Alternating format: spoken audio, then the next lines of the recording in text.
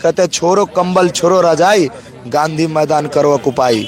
आओ गांधी मैदान में जत्था बन के बैठते हैं और भाई एक बन करके, कहते हैं अभी 5 हैं हम लोग, जिस दिन मुट्ठी बन जाएंगे ना, ये सत्ताधीशों के वृक्ष को गिरा करके मानेंगे हम लोग, याद रखिएगा। बहुत बढ़िया। अभी हम लोग हैं गर्दनी बाग में, देख सकते हैं तमाम यहाँ पे साथी है और उनका अनशन जारी है। अभी भी रामांशु सर भी यहाँ पे हैं, हम लोग मिलेंगे, उनसे बातचीत करेंगे और कुछ जानने का प्रयास करेंगे कि अभी तक इस आंदोलन में क्या हुआ। आइए, अभी हमारे साथ कुछ साथी हैं, उनसे बातचीत करते हैं और कुछ जानने का प्रयास करते हैं। अरे हमारा नाम अशफाक उल्ला खां, भगत सिंह, चंद्रशेखर आजाद है कि नहीं? जी बिल्कुल, ये नाम से संबोधन है कीजिए हम लोग का। उनका परिचायक तो नहीं बन सकते हैं, लेकिन उनकी छाया तो जरूर आ चुकी है। बिल्कुल बिल्कुल जी। जब शर्ट कुर्ता फाड़ करके आपको जब बर्बरता से पीटा गया, उसके बाद जो है सो आपका मनोभावना और संकल्प कहाँ तक जो है सो सुदृढ़ हो पाया है? हमारे पीछे एक महापुरुष जी की फोटो लगी हुई है, महात्मा गांधी। ये जब 1915 में भारत लौटे अफ्रीका से, तो इन्होंने अपने राजनीतिक गुरु से मिले, गोपाल कृष्ण गोखले साहब उनके राजनीतिक गुरु थे। उनसे मिले और उन्होंने कहा कि साहब अब मुझे आगे क्या करना चाहिए।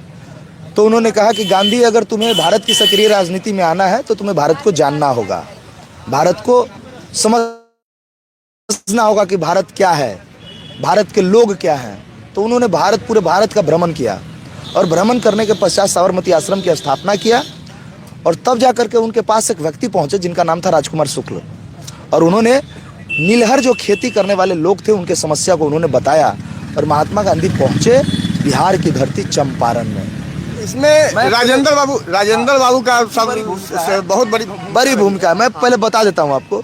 जब वो पहुंचे तो पहुंचने के बाद नीलहरों की आवाज उठाई और सत्याग्रह किया, तो उस समय भी उन पर लाठी नहीं चलाई गई, क्योंकि अंग्रेज का शासन था, हम स्वतंत्र नहीं थे 1917 में, और उन्हें मजिस्ट्रेट के सामने पेश किया गया। और उस समय भी बड़े पैमाने पर सत्याग्रह हुए, लेकिन आज तक मैंने नहीं देखा कि कहीं लाठियों का प्रहार किया गया या वाटर कैनन चलाया गया।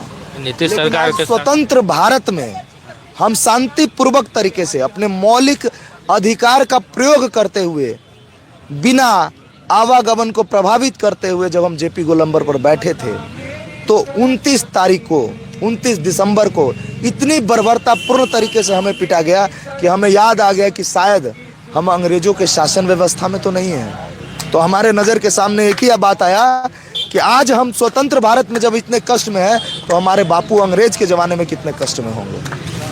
ये सत्ता जो चल रही है, बाबा साहब भीमराव अंबेडकर का नाम लेकर के, महात्मा गांधी का नाम लेकर के, और उन्हीं के चरण शरण में आप बैठ करके और सत्याग्रह कर रहे हैं, फिर भी ये सरकार क्यों नहीं मान रही है और इतना बर्बरतापूर्वक जो आप लोगों के साथ व्यवहार कर रही है, वो क्यों? ये सवाल जो आप हमसे पूछ रहे हैं, तो इस सवाल का जवाब देने के लिए तो मैं अधिकृत हुई नहीं कि क्यों नहीं कर रहे हैं।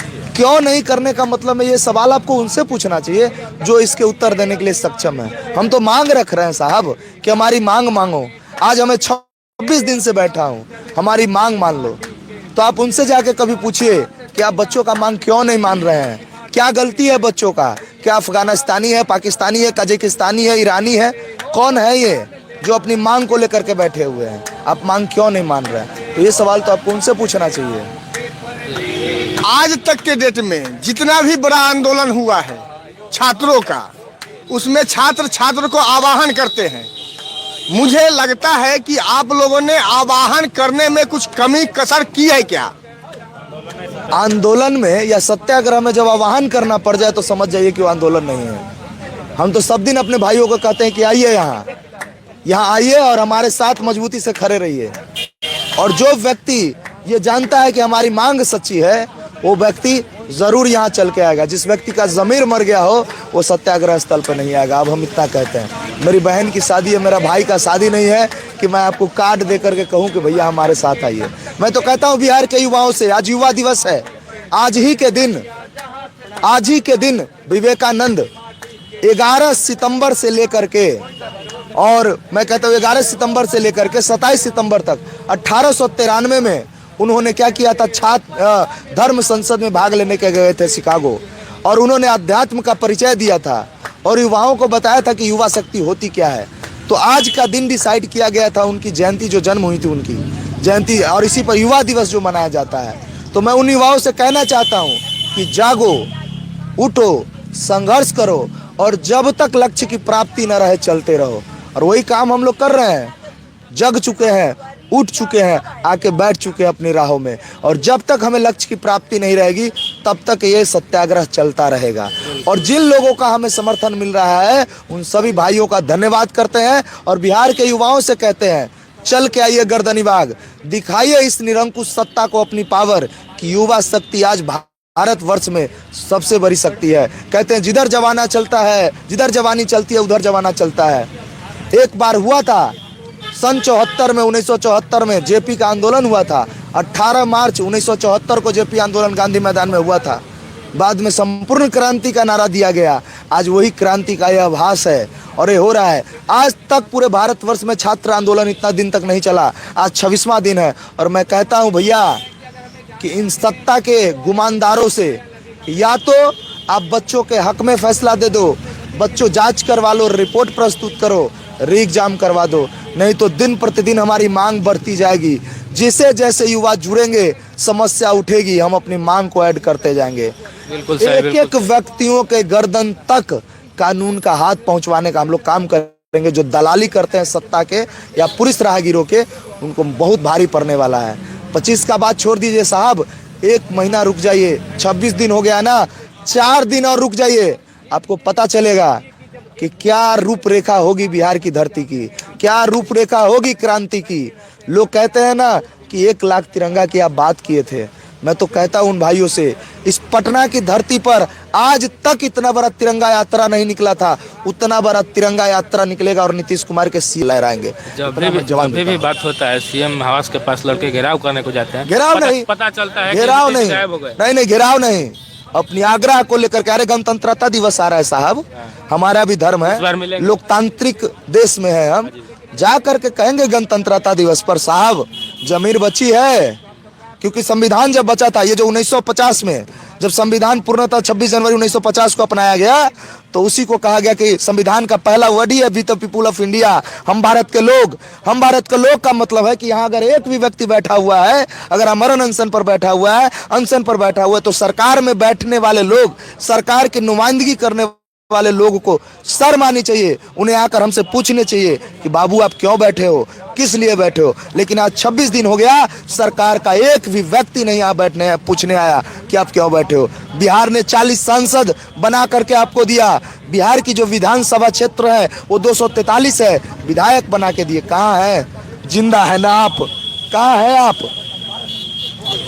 जिस तिरंगा की बात करते हैं साहब, मोदी जी ने तो हर घर तिरंगा अभियान चलाया था। अभी 2 वर्ष भी नहीं हुआ है, मतलब 18 महीना ही हुआ है इस अभियान का।